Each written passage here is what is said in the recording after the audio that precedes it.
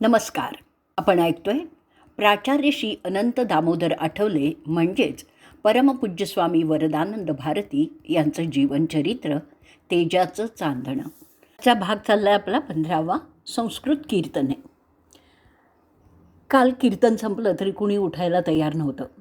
कीर्तन झाल्याच्या दुसऱ्या दिवशी श्री तात्यासाहेब केळकर यांची चिठ्ठी दादांना आली की काल ज्या बुवांनी कीर्तन केलं त्यांचं कीर्तन अतिशय आवडलं. त्यांच्या कीर्तनातील एक श्लोक मला आवडला, तो कृपा करून लिहून द्यावा. त्यांना भेटण्याची मला इच्छा आहे, तरी त्यांना उद्या पाठवून द्यावं. ती चिठ्ठी दादांनी आप्पांना दिली. त्याप्रमाणे आप्पा श्री केळकरांना भेटण्यासाठी गेले. अनंतरावांनी तो श्लोक तात्यासाहेबांना दिला. तो श्लोक असा होता, पृथ्वीवृत्तातला आहे. असे श्रुतिज धर्म हा महीवरी अनादी खरा, कुराण बहुमागुनी उपजले विचारा करा. नदीन निधी होतसे बहुत पूर, आला जरी अखेर मिळणे तिला निज जलासवे सागरी. श्री केळकर स्वागत करीत म्हणाले, बुवा या या बसा. आपलं कीर्तन कालचं फारच छान झालं. असं कीर्तन यापूर्वी आम्ही कधी ऐकलंच नव्हतं, कधीच आमच्या ऐकण्यात आलं नाही. पूर्वरंगातील पदावर विवेचन तर उत्तमच झालं, पण काय हो बुवा, पूर्वरंगावरील विवेचनाचा सर्व रोग आमच्यावरच होता ना. त्यांचं हे बोलणं ऐकलं आणि अनंतरावांना अक्षरशः घाम फुटला. पण जी विधानं केली होती ती प्रामाणिक होती, सत्याला धरून होती, त्यामुळे आतून धीरही वाटत होता. पण तात्यासाहेबांच्या नावलौकिकाला स्मरून त्यावर काहीही उत्तर न देता अनंतरावांनी तो विषय तिथेच संपवला. केसरीच्या गणेशोत्सवाचं संचालन श्री भादखेर यांनी केलं.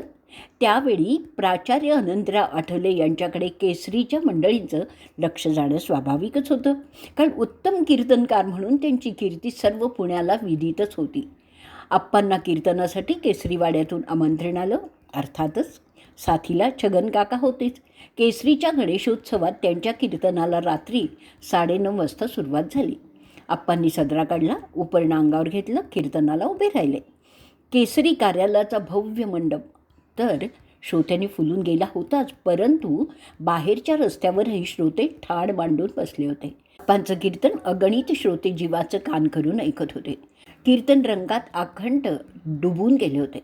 स्वच्छ निर्मोळ शब्दोच्चार, विद्वत्ता, प्रचूर भाषाशैली, गंगौघाप्रमाणे प्रवाही वक्तृत्व आणि आशयगर्भ निवेदनशैली या गुणांमुळे त्यांच्या कीर्तनात असा काही रंग भरला की लोक त्या रात्री वेडावून गेले होते. ते ओजस्वी कीर्तन श्रोत्यांच्या मनात कायमचं घर करून राहिलेलं आहे. आप्पांनी शके 1868 म्हणजेच इसवी सन 1946 संस्कृतातून कीर्तनं करण्याचा संकल्प केला. आप्पांनी श्री एकनाथ चरित्र भाग पहिला या दादांनीच रचलेल्या आख्यानाचं संस्कृतात रूपांतर तयार केलं होतं. ते आख्यान पंढरपूरला श्री पंचवाडकर यांच्या हरिमंदिरात सांगितलं. तसंच संस्कृत कीर्तनाचे कार्यक्रम पुणे आनंदाश्रममध्ये आणि इंदोर अशा ठिकाणी झाले. इथे बहुतांश श्रोतृवर्ग संस्कृत जाणकार असे. आप्पांनी श्री छगन काकांच्याकडून संस्कृत पदं बसवून घेतली होती, पण ती कुठे कशी म्हणायची ते त्यांना नेमकं समजत नव्हतं, कारण काकांना संस्कृतचं पुरेसं ज्ञान नव्हतं. पूर्वरंगासह सर्व पदं नुसतीच संस्कृतात म्हणण्याची वेळ नव्हती, तर त्यावरील विवेचनही आप्पा संस्कृतातच करणार होते. तेव्हा छगन काका गांगरून गेले. पण आप्पांनी सांगितलं, छगन घाबरू नकोस, मी असं म्हटलं की तू पदाला आरंभ करीत जा. त्यामुळे साथीचं तंत्र जमलं होतं. समश्लोकीचा नमुना म्हणून आख्यानातले काही पदं आपण बघणार आहोत. चरितारंभ. पृथ्वीवृत्त आहे. पुरे सुभग गौतमी निकटतः प्रतिष्ठानके, सुशील चरितः पुमान जनि भूसुराणां कुले. विनम्र जन पावनः ककुलि कीर्तनीयो नृणां, सनीलमभिवंद्यते शतश एकनाथ प्रभुः. इंदोर येथे झालेल्या संस्कृत कीर्तनाच्या वेळी तिथल्या संस्कृत पाठशाळेतील एक शिक्षक श्रीयुत टिल्लू गुरुजी उपस्थित होते. कीर्तन संपल्यावर त्यांनी आप्पांवर गौरवपर काव्य केलं. आप्पांनी 4-5 ठिकाणी संस्कृतांजन कीर्तनं केली. संस्कृत भाषेचे जाणकार दिवसेंदिवस झपाट्याने कमी होऊ लागल्यामुळे संस्कृत कीर्तनाचा प्रयोग त्यानंतर कदाचित मागे पडला असावा. अनंतरावांना ज्या काळात आपलं निखळ प्रेमाने कौतुक करणारे लोक दादांशिवाय बाहेरचे कोणी असावेत असं प्रकर्षाने वाटत असत, त्याच काळात अनंतरावांवर वडिलकीच्या नात्याने निस्वार्थ प्रेम करणाऱ्या दोघा सुहृदांनी अनंतरावांच्या हृदयाची आस पुरवली. त्यांना पितृतुल्य असलेले सुहृदय श्री विनायकराव नरहर तथा मामा देशपांडे आणि विधिज्ञ नारायणराव गर्दे, आप्पांच्या पाठीवर कौतुकाची थाप मारणारे हे दोघंही त्यांचे निस्सीम भक्त होते. दिनकरराव नरहर देशपांडे हे क्षेत्र पंढरपूरपासून जवळच असलेल्या बाभुळगावचे राहणारे. ते टपाल खात्यात नोकरीला होते. 1941 साली त्यांची बदली पंढरपुरात झाली. त्यामुळे 1941 ते 1955 या काळात पंढरपूरला ते होते. पंढरपुरात ते मामा देशपांडे या नावाने परिचित होते. तिथले सर्व थरातील लोकात त्यांनी चांगलाच नावलौकिक संपादन केलेला होता. बाजारपेठेतील प्रतिष्ठित व्यापारी मंडळी आणि त्यांच्या खात्यातील अधिकारी वर्गही त्यांच्याविषयी आदर बाळगूनच असायचा. सर्व लोकांमध्ये एवढा नावलौकिक मिळवलेला पाहून त्यांच्या खात्याचे अधिकारीही विस्मयाने थक्क होऊन त्यांचं कौतुक करीत असत. कारण टपाल खात्यातून ते कारकून पदावरच होते. त्यांची स्वच्छता, टापटीप, नीटनेटका पोशाख वाखाणण्यासारखाच असायचा. पांडुरंगाचं दर्शन हा काही त्यांचा नित्यनेम नव्हता, पण जेव्हा ते दर्शनाला जायचे तेव्हा अगदी भक्तिभावाने. घरातील कुळधर्म, कुळाचार अत्यंत आस्थेने पार पाडित असत. ब्रह्मवृंदांचं ते मनापासून आदर करीत आणि त्यांची संभावनाही साजेल अशीच करीत असत. पाहुण्या रावळ्यांचं स्वागतही ते उत्तम प्रकारे करीत असत. त्यांना एकूणच लोकांची आवड होती. ते अत्यंत प्रामाणिक, शिस्तप्रिय, थोडेसे तापट पण अत्यंत भाविक आणि प्रेमळ होते. मामांच्या पत्नी सौताई या अतिशय शांत, सुस्वभावी, मनमिळावू आणि परोपकारशीलच होत्या. मामासाहेब स्वभावाने जरी कडक होते तरी ताई प्रेमळपणाने सर्व सांभाळून संसार आणि व्यवहारही करत होते. मामांना 3 मुलगे आणि 7 कन्या होत्या. त्यांचं पंढरपुरात नोकरीच्या निमित्ताने दीर्घकाल वास्तव्य झाल्यामुळे दरवर्षी नवरात्रातील श्री रुक्मिणीच्या मंदिरात होणाऱ्या दादांच्या कीर्तन श्रवणाचा लाभ ते घेत असत. त्यांना दादांचं कीर्तन फार आवडायचं.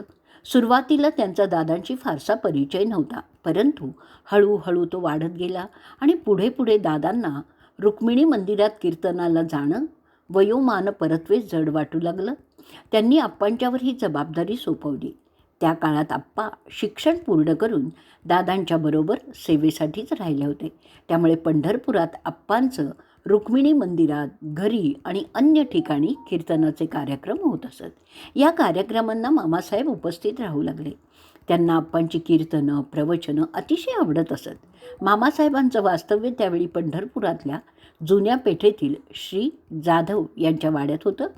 त्यांनी आप्पांना त्यांच्या घरीच कीर्तनाचा कार्यक्रम करण्यासाठी विनंती केली. आप्पा त्या काळात दादांनी सांगितल्यावरच कीर्तनं करीत असत. त्यामुळे ते मामांना म्हणाले, माझा प्रश्न नाही आहे, तुम्ही दादांना विचारा. ते हो म्हणाले तर मी नक्की येईन. मामांनी दादांना विचारलं. त्याप्रमाणे शके 1873 म्हणजेच इसवी सन 1951 दिवाळीत श्री जगन्नाथ मंडित आख्यान लावलं. काय करावे हरी पहाया कोठे जावे हे पूर्वरंगाचं पद होतं.